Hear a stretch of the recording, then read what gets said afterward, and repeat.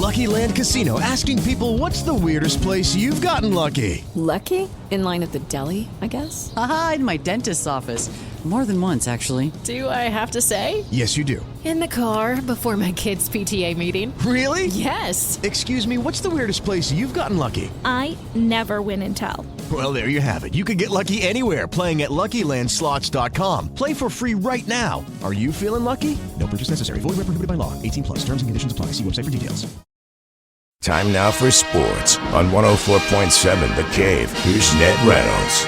Mike, the intern, Ned Reynolds, in the studio Thursday morning. So Team USA didn't do that great in the most recent tournament, and do you think that's the reason they fired the coach? I think there's several, and that certainly is the key reason, but I think there's some political motivation, too, as far as getting rid of Greg Berhalter is concerned. He was the coach of Team USA, and they played in the Copa Americas tournament, which is still going on. The championship will be coming up, I believe, this weekend when Argentina plays Colombia. But that's Copa America is the Western Hemisphere version of Euro 24, which is going on over in Europe, and that is a very big deal. Now, Copa America would like to believe it's the equivalent. It isn't. The talent level is not the same. Euro 24 is all the great European countries. Matter of fact, it'll be Spain versus Great Britain for the Euro 24 title. Anyway, that's beside the point. Berhalter had some problems with the USA team, and they went belly up in this Copa America. This was supposed to be the triumphant preceding World Cup competition coming up in 2026, which is in this country along with Mexico and Canada. And the USA went belly up, got knocked out in one of the pool play rounds. I think it was Uruguay that beat them, and that just can't happen.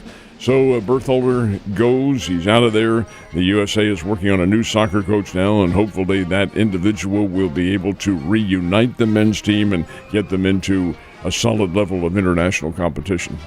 Speaking of Team USA, let's talk about the basketball team. They got a chance to do some exhibition yesterday. How'd they look? This is the one exhibition game in this country that they'll play. They are, whether or not they're en route now, I don't know, but they're going to the United Arab Emirates, Abu Dhabi, to play their next couple of games. The next one will be Monday against Australia. USA played Canada last night. Now, the Canadian team is all NBA players. Are they the level of the USA Olympians? Well, no. USA won 86-72, but a very competitive game. A lot of quickness, a lot of athleticism, as you might expect. The Canadian team is pretty good. I don't know what the pool breakdown is at the Olympics, but if they are in opposite brackets, I wouldn't be surprised to see USA-Canada for the gold medal. Canada is that good. They were very good. USA has a big team. They're a little bit taller just by the way they were picked.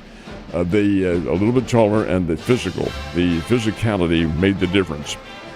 USA out-rebounded the Canadians, I think it's 30 rebounds, I think a 30-rebound difference, and the USA had 9 blocks. Now, these are pro players who they play against all the time, or play with, as a matter of fact, on the same teams, and they were able to block that many. And the offense, which started out real slow, USA was behind 11-1 to start the game, and then came on, found their rhythm, and then came on and won it with some really good shooters. Mm-hmm. My goodness, you have Anthony Edwards out there, Steph Curry. LeBron James was not one of the leading scorers. He had 7, I think it was, but he's LeBron James. And he's the all-time scorer in the NBA, so you know the potential's there.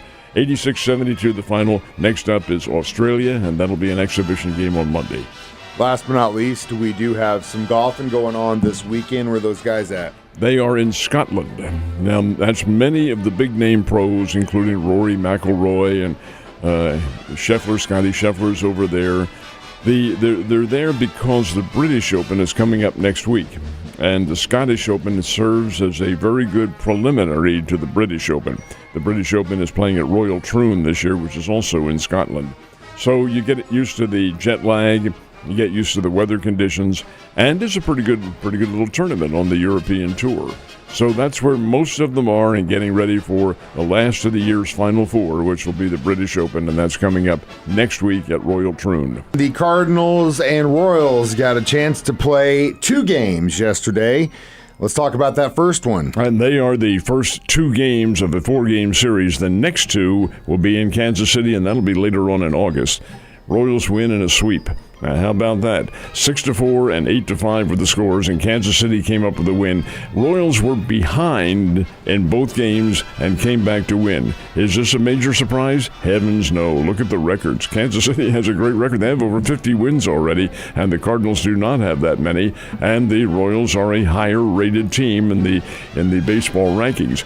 So Kansas City comes on and wins a pair in St. Louis, and they did it with a veteran, Salvador Perez. He had a couple of RBIs in the first game, and a guy named Hampson had the other 2 RBIs, or in the other 2, but they had 4 of the 6 RBIs for Kansas City in the first game. Then in the second game, an 8-5 win, and Perez has 2 more RBIs in this one. Salvi Perez is going to carry this team, and he's the old pro out there.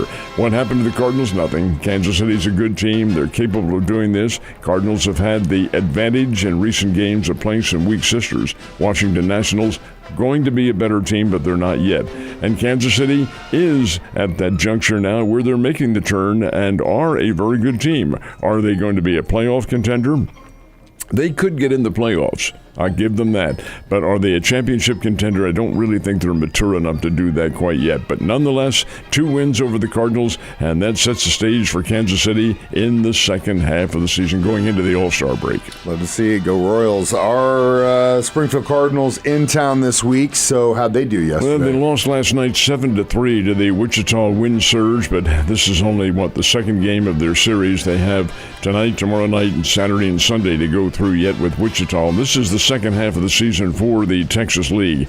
And Springfield and Northwest Arkansas are in a pitch battle. So are the Tulsa Drillers. They're very much in contention for the pretty good record in the second half. Keep in mind now, the Springfield Cardinals are already in the playoffs. They won the first half of the Northern Division. They're automatically in.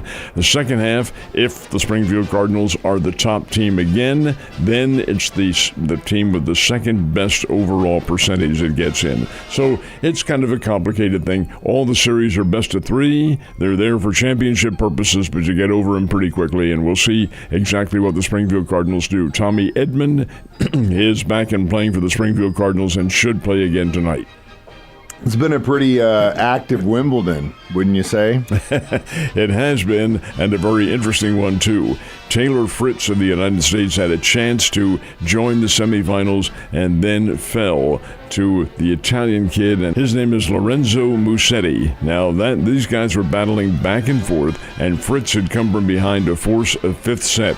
Well, in that 5th set, Fritz fell and twisted his knee. He gutted it out and he played, but he lost 6-1. So the last American is out of the championship competition. But in there are internationally outstanding players like Novak Djokovic. He will play today in his match going on at Wimbledon as the competition continues. The ladies' championship is Saturday. The men's is Sunday. It's pretty doggone good tennis on the grass at Wimbledon. Next stop on the Open Tour will be Flushing Meadow, New York on the hard court, the United States Open. Man, so much going on. We got the Olympics. We got this. We got that. We got baseball. We got football getting ready to start up training camp next week. It's one of my favorite times of year. You have a great day, and I will see you on Friday.